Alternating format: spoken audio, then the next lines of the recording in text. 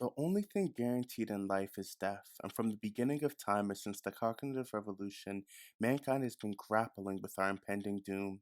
The terror management theory says that people cope with mortality by creating beliefs and values that promise a sense of immortality, because if we focused on our inevitable death, it would drive us insane.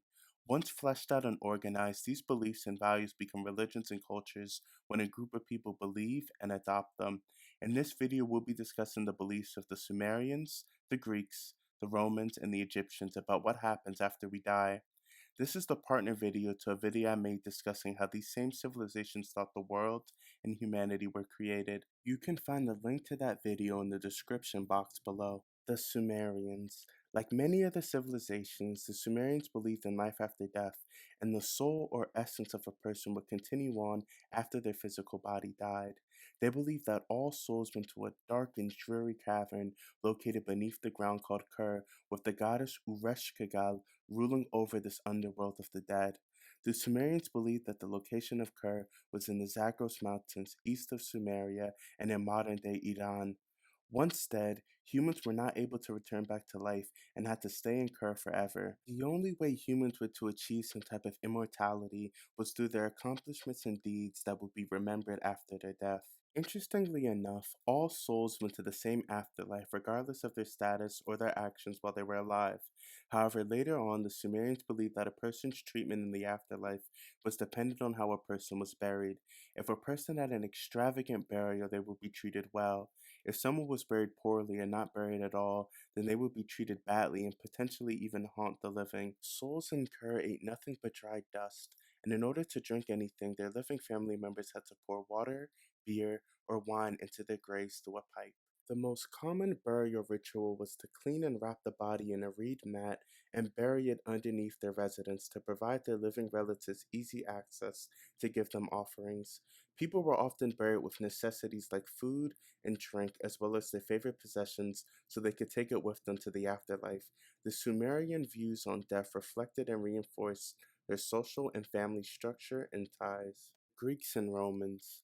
The Greeks believed that at the moment of death, the spirit of a person left the body as a little breath or puff of wind, and then they would be escorted to the banks of the river Styx by the god Hermes. They would then have to pay Charon, the boatman, to cross the river to go to the underworld. If you didn't pay Charon, you were doomed to wander the banks of the river Styx as a restless ghost for 100 years. The underworld was called Hades and ruled by the god of the same name. A three-headed dog named Cerberus guards the entrance to the underworld, as once you were there you were not allowed to leave, though a few heroes in Greek mythology escaped once they were in. Once in, the soul is weighted against the feather to determine what type of life you lived, which would dictate where you went in the underworld. Generally, the Greek underworld was split into three parts: Tartarus, the Asphodel Meadows, and the Elysian Fields. Tartarus is actually considered to be beneath the underworld and is the place where the gods imprison the Titans after overthrowing them. All the wicked and evil souls also ended up there, and it is a terrible place. It's described as a deep abyss used to torture and torment the wicked. If you wronged the gods, you could also receive an individualized punishment in Tartarus as well. The asphodel metals were for ordinary people who weren't evil but weren't necessarily good either and didn't do anything noteworthy with their life. The meadows are described as a place of absolute neutrality. It was swampy, dismal, and very dark with little sound.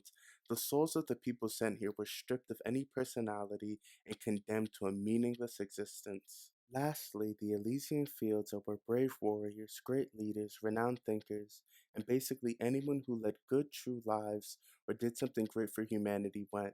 It is described as a paradise of perfect happiness which lays in sunshine at the ends of the earth. If you were sent here, you could choose to remain or be reincarnated back on Earth. If you were sent to the Elysian Fields 3 times, then you were sent to the Fortunate Isles, which are described as a winterless utopia.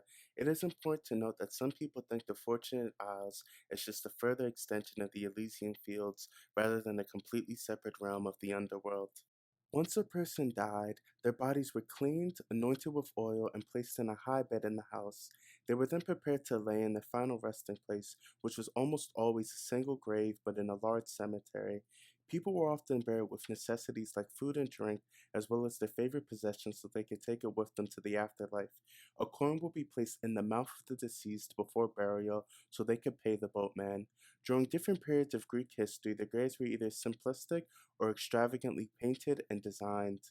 The Romans shared many of the same beliefs as the Greeks, but they were also influenced by the Etruscans, who dominated Italy before the Romans.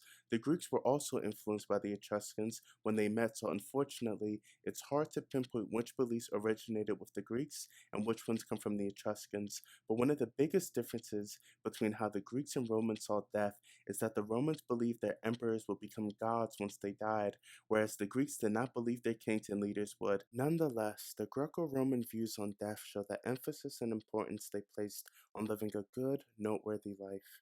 The Egyptians. Out of all the ancient civilizations known to us, the Egyptians are arguably the culture that was most obsessed with death and the afterlife. Once a person died, getting to the afterlife wasn't guaranteed. A person had to complete a long, challenging, and dangerous journey through the underworld known as Duat. Along this journey, the person had to contend with harsh landscapes such as deep caverns, magical gates, and lakes of fire, with countless beasts and horrible monsters that try to eat and devour people through their journey. To get past these obstacles, a person would need to have the right spells and protections which would have been given to them during the burial process, which we would discuss shortly. Once a person navigates their way through Duat, they arrive at the Hall of Ma'at, where they are judged by 42 different judges. Here's where a person pleads their innocence of any wrongdoing in their lifetime. The interesting part here is that the person could pass the test even if they're being dishonest, as long as they had the correct spells. Once a person got through the Hall of Ma'at, they then had their heart weighed by Anubis against the flower of Ma'at, which was an ostrich feather. If the feather weighed more than the person's heart, they would then be devoured by the demon goddess Amat. Amat was part lion, part crocodile, and part hippo, which represented the most dangerous creatures in Egypt. If a person's heart weighed the same or more than the feather, they were then escorted to Osiris by the sun god Ra. Osiris was the god of the underworld, and he would have final approval to see if the person could enter the afterlife. Once past Osiris, the person would finally enter the afterlife called Eru, or the Field of Reeds. Once in the Field of Reeds, the person would be greeted by their loved ones who were able to complete the journey as well. The Field of Reeds was a more idyllic version of someone's life on Earth, where a person would have to cultivate their own plot of land and happily tend to their crops for eternity in a fertile paradise with everyone they ever loved. Once a person died, how their body was treated was extremely important, as you needed your physical body to be preserved as best as possible so you could return to it. The Egyptians mummified their dead, with the first step being removing every organ inside the body, excluding the heart, as the Egyptians saw this as the place where the essence of someone was. The body was then filled with natron salt, which dried out the body without darkening or hardening the skin. After a period of about 40 days, the body was then emptied of the salt, then wrapped in layers of resin soaked linen. If the person could afford it, the linens were woven with charms and spells that they would need to safely navigate through the underworld. In some cases, the bodies were stuffed to give a more lifelike appearance. Depending on the wealth of the person, they could be buried in a wicker or stone coffin to an elegantly designed sarcophagus with a funerary mask or even a massive pyramid. Graves were often in groups in infertile desert lands on the western side of the Nile. If a person's body was not handled in the right fashion once they died, and it decayed to a point of being unrecognizable, they would not be allowed to enter the afterlife and be doomed to damnation. People were often buried with necessities like food and drink, as well as their favorite possessions so they could take it with them to the afterlife. They could even buy Shakti figures and have them buried with them, and those figures would assist the person with their tasks in the afterlife. The Egyptian view of death shows the importance that their religion was to them on a daily basis and highlighted the love of their life, as the same life but more idyllic version of it would await them if they made it to the afterlife. Thank you.